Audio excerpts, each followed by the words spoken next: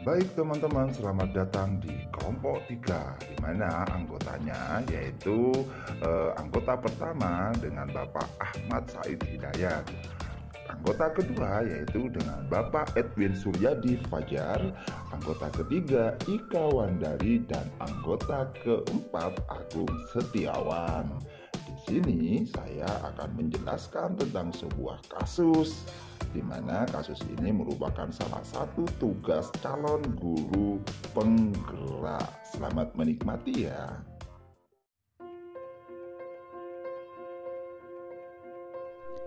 Ibu Dani sedang menjelaskan pelajaran bahasa Inggris di papan tulis. Namun beliau memperhatikan bahwa Fajar malah tidur-tiduran dan tampak acuh tak acuh pada pelajarannya. Fajar, coba jawab pertanyaan nomor 3. Maju ke depan dan kerjakan di papan tulis. Fajar pun tampak malas-malasan maju ke depan. Dan sesampai di depan papan tulis pun, Fajar hanya diam terpaku, sambil memegang buku bahasa Inggrisnya dan memainkan spidol di tangannya. Ayo Fajar, makanya jangan tidur-tiduran. Lain kali perhatikan. Sudah sana, duduk kembali.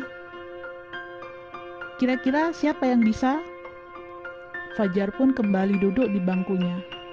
Hal seperti ini sudah sering kali terjadi pada Fajar, seperti tidak memperhatikan, acuh tak acuh, dan nilai-nilainya pun tidak terlalu baik untuk pelajaran bahasa Inggris.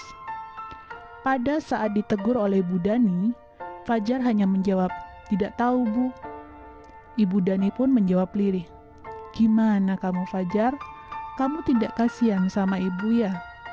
Ibu sudah capek-capek mengajar kamu, tidak kasihan sama ibu?" Dan Fajar pun diam membisu. Baik teman-teman, dari deskripsi yang sudah dibacakan tadi, nah yang pertama, posisi kontrol apa yang diambil oleh Ibu Dani dalam pendekatannya kepada Fajar? Nah, posisi kontrol yang diambil oleh Ibu Dani dalam pendekatannya ketika menghadapi Fajar adalah Ibu Dani memposisikan diri sebagai pembuat merasa bersalah. Hal ini dapat ditunjukkan dari kata-kata Ibu Dani agar Fajar merasa bersalah atas apa yang telah dia perbuat. Kata-kata yang dilontarkan oleh Ibu Dani agar Fajar merasa bersalah adalah, "Gimana kamu Fajar? Kamu tidak kasihan sama ibu ya? Ibu sudah capek-capek mengajarkan kamu. Tidak kasihan sama ibu?"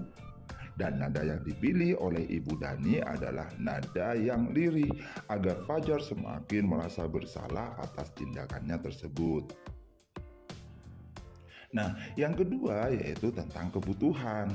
Membaca sikap Fajar, kira-kira kebutuhan apa yang diperlukan oleh Fajar? Membaca sikap Fajar menurut kelompok kami, yaitu kebutuhan yang diperlukan oleh Fajar adalah kebutuhan akan kesenangan.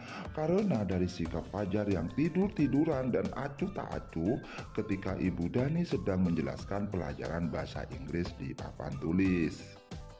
Kemudian teman-teman yang ketiga yaitu bila mana Ibu Dani mengambil posisi pemantau, apa yang akan dilakukan atau dikatakan olehnya?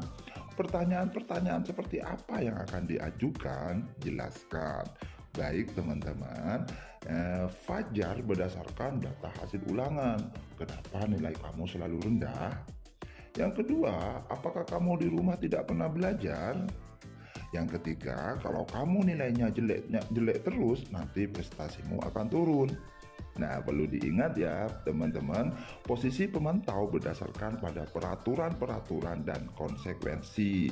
Dengan menggunakan sanksi atau konsekuensi, kita dapat memisahkan hubungan pribadi kita dengan murid. Di mana kita ketahui kalau konsekuensi dari nilai jelek atau tidak belajar itu konsekuensinya jelek. Kemudian kalau nilainya jelek maka prestasinya akan turun. Kemudian yang keempat yaitu tentang tindak lanjut teman-teman. Nah, apabila Anda adalah kepala sekolah di sekolah Fajar dan mengetahui hal ini, bagaimana tindak lanjut Anda? Mengetahui kasus seperti Fajar, tindak lanjut yang dilakukan jika saya menjadi kepala sekolah adalah yang pertama, berkonsultasi dengan guru yang bersangkutan tentang aktivitas Fajar selama di kelas. Yang kedua, memanggil Fajar untuk menanyakan mengapa dia bersikap seperti itu. Yang ketiga, memanggil dan berkonsultasi dengan orang tua Fajar atas sikap anaknya untuk mencari solusi tepat bersama.